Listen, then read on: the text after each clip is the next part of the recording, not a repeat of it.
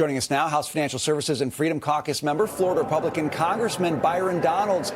Congressman, thanks for being with us today. Okay, I want to take you right to KJP's statement. It sounds like she's calling you an economic arsonist. What's your response to that?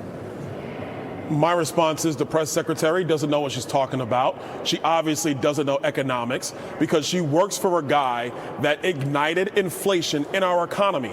We did not have 8% or 6% inflation in this country for 40 years. It took Joe Biden 2 months, and here it is. So she doesn't know what she's talking about. That's number one. Number two, if you're going to get this inflation out of our economy, part of the job is at the Federal Reserve with raising rates. But the other part of it is government curtailing its spending.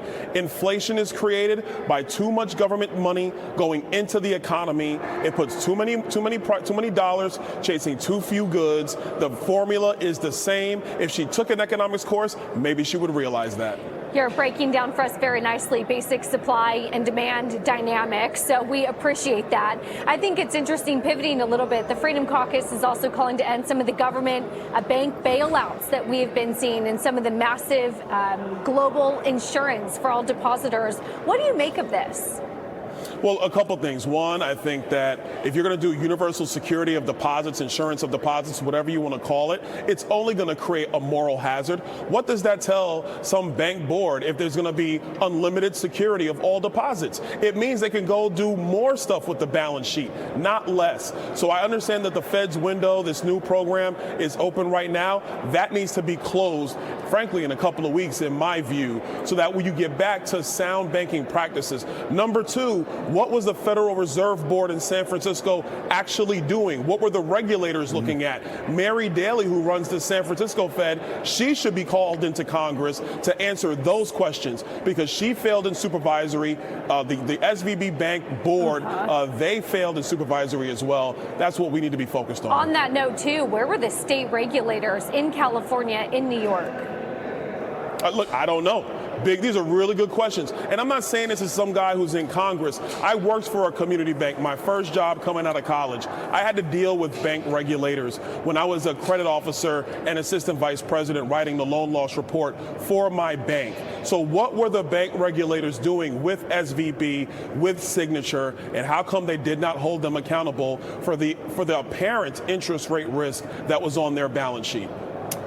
Congressman, if I could bring you back to the budget for just a moment. Sure. The House Freedom Caucus budget plan has four main elements: cap spending at 2022 levels for 10 years, cancel $400 billion in student loan bailouts, reclaim unspent COVID funds, and have work requirements for welfare recipients. Now, I think that's very strong messaging. What can you guys do better to get that messaging out to the American public? Because what this administration tends to do is play spinning games to make it seem like you're going to make it worse for people than they already have. Look, very, very simple. First thing we're telling everybody is we just want to get back to pre-COVID spending levels. COVID happened. We know government responded. You know, it's mixed about the opinions of all the spending that would happen. CARES Act money, totally get it. American Rescue Plan was a flat out joke. Never should have happened. But COVID is over now. Even Joe Biden is saying that. So if COVID's over, why are we still spending as if COVID is still happening to the country? We should get back to pre-COVID spending levels. That will make things better. Number two, with respect to work requirements, we got rid of work requirements because of COVID. Well, guess what? COVID's over. So people actually having to go back to work requirements is a good thing for the country. But point three, and most of all, if we continue to recklessly spend in Washington, it will only make inflation and our economy worse. And that hurts poor people, whether you're white, black, or Hispanic, whether you're Republican or Democrat. You are the one who is going to suffer. Joe Biden doesn't care. He would rather spend $7 trillion of money we don't have. I mean, talk about a joke. Congressman, just real quick before we let you go, grand jury proceedings called off for today as part of the investigation to former President Trump. The jurors have been notified to be on standby for tomorrow. Two sources telling Fox News Digital that the grand jury was canceled amid, quote, major dissension within the district attorney's office. Congressman, any thoughts on this?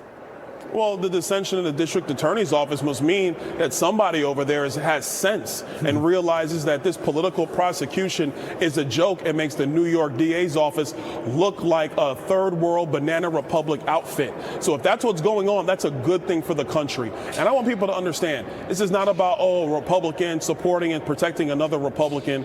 You cannot have a criminal justice system involved in political prosecutions. It is the worst thing for our country, no matter what your politics are. Right. The rules need to be fair across the board. Congressman Byron Donalds, thank you so much for your time today. Good to see you, sir.